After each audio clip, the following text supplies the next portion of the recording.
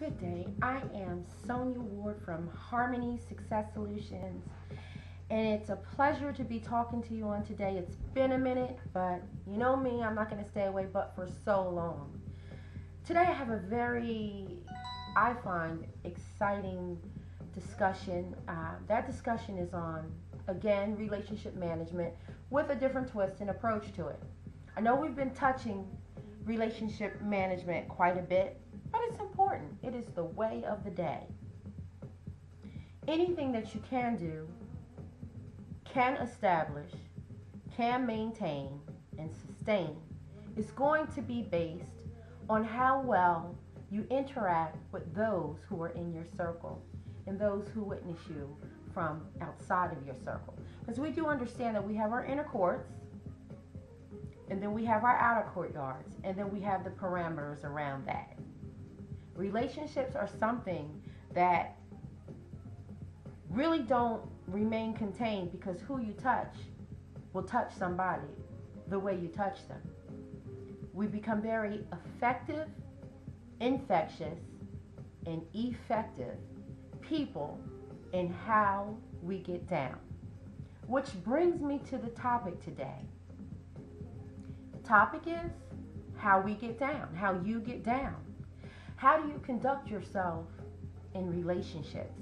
And then, based on the relationships that are in your life, your inner core, your inner circle, your outer circle, and the parameters around that, and even beyond.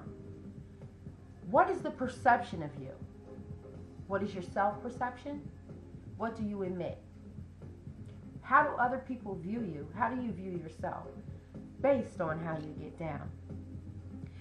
And all of this is really stemming from one discussion that I had, and that was based on a conversation where a colleague and I were talking about being interesting.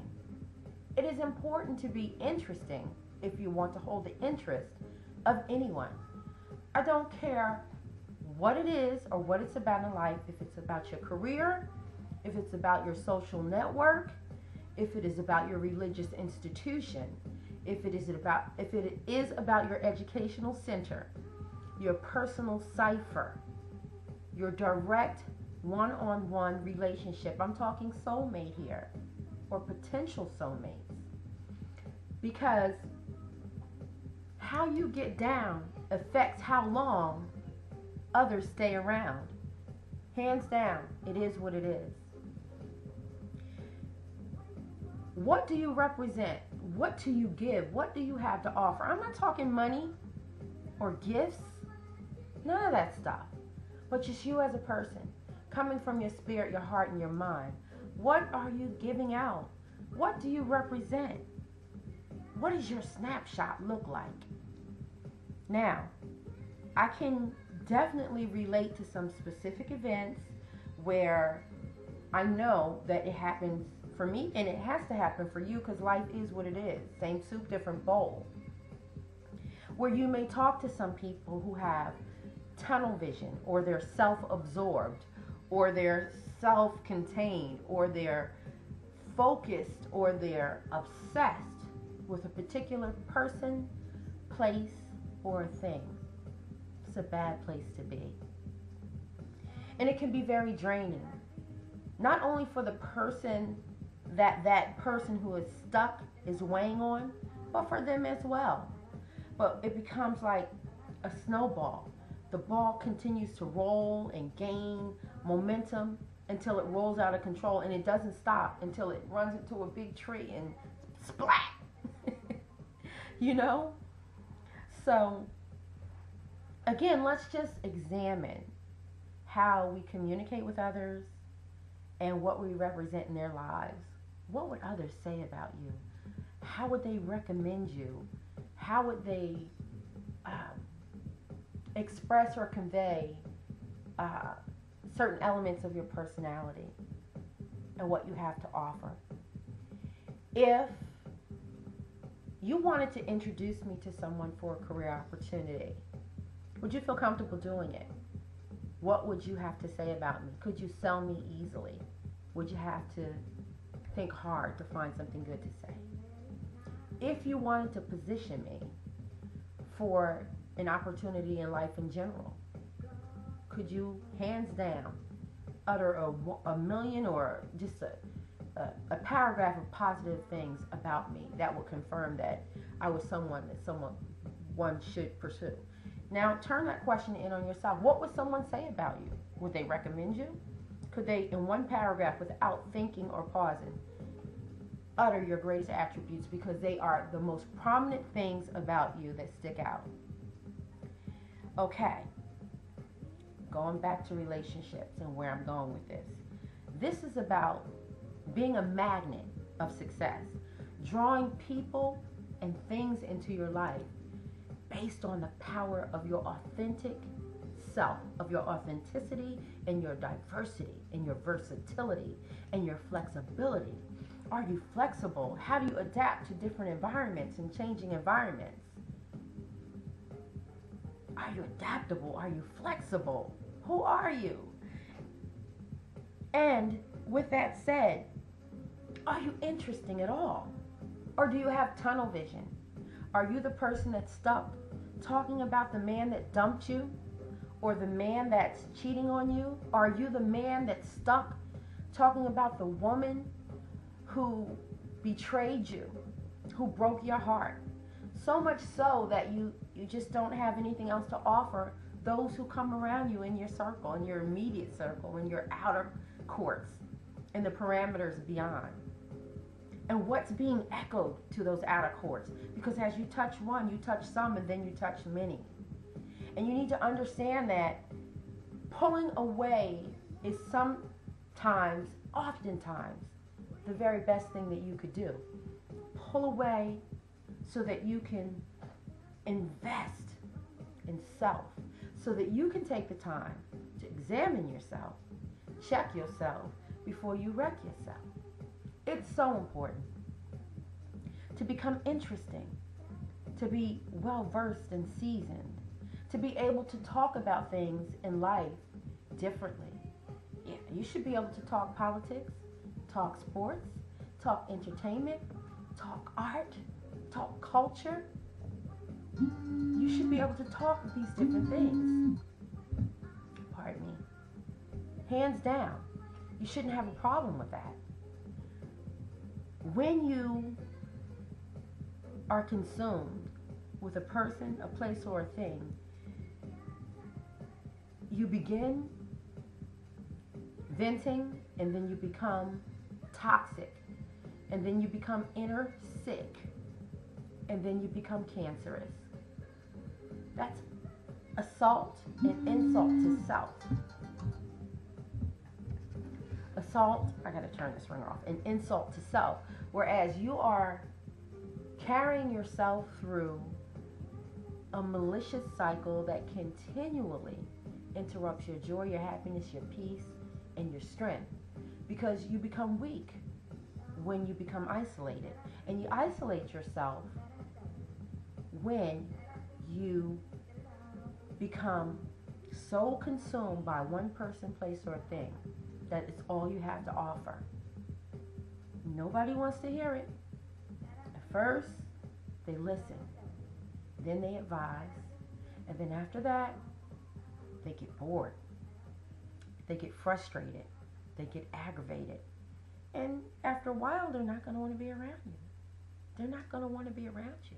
They're not going to want to listen to you. They're not going to pick up the phone for you. You're going to find yourself in a situation where you're isolated because of how you get down.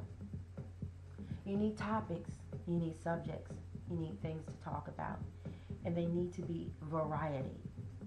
Now, I'm going to refer to the movie Mr. Deeds, and I want you to remember how powerful and prosperous he was, how he was the perfect catch, and how his fiance was powerful and prosperous, the perfect catch. They were both good looking, very kind people, very educated, smart, centered. But he was consumed in his work, she was consumed in her work. She wanted him to be more affectionate towards her. However, they were just like two passing ships in the night. Now, how many times as a woman have you ever said, the woman that my man left me for, or is interested in, or is playing with, or left before me, is nothing like me. I'm more beautiful, I'm smarter, I'm more talented, I have more to offer, I'm more powerful, I'm more this, I'm more that, I'm more blah, blah, blah. Shut up. You should never compare yourself to anyone else or compete with anyone else. And if you find yourself competing or comparing yourself, I'm telling you, the phone's ringing off the hook, with others, you should recognize for yourself that you're shallow and empty and don't have as much to offer as you think you do. In the movie Mr. Deeds, he wound up with a cleaning lady, but she was spirited, she was liberated, she was fun, she was free, she wasn't heavy. The only issue she had was financial despair. But beyond that, she was the catch. She was the one that any woman who had been more likely to be more like the role that Gabrielle Union played would be baffled by how her man wound up with this woman. But it happens. It happens. Relationships can spoil simply because you allowed yourself to spoil. So today, I want you to examine how you get down. And don't channel this just to, you and your man, you and your woman, or on the job, or in, my religious network or my social network. I'm talking across the board. The more you invest in yourself and you pour in and you find interest in, so that you have the passion to pursue it, the more you have to offer, the more interesting you become, the more powerful you become. You become a magnet of success.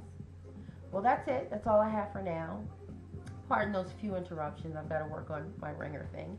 I'm Sonya Ward from Harmony Success Solutions. Find me at www.harmonysuccess.com. You can email me directly at leap.empowerment@gmail.com. We are listening to Black Coffee, Superman. And I like to say that I'm playing this in the background because that's what you need to be. You need to be a man that does super duper things. And as a woman, you need to be a Wonder Woman that does wondrous things. Remember your place, your role, what you were created to do, what you represent, Boaz, and the woman of virtue, Ruth. Be that to the high, not to the umpteenth degree. Be a lady, be a man. Thanks for listening. Again, I'm Sonya Ward. It's been a pleasure. I'll let you listen to this. You guys know I love house music, so.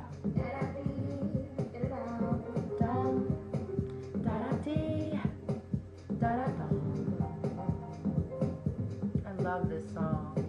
I've actually been listening to it for like 2 weeks straight. It's just groovy. Alright, that's enough of that. Again, I'm Sonya Ward from Harmony Success Solutions. That's www.harmonysuccess.com.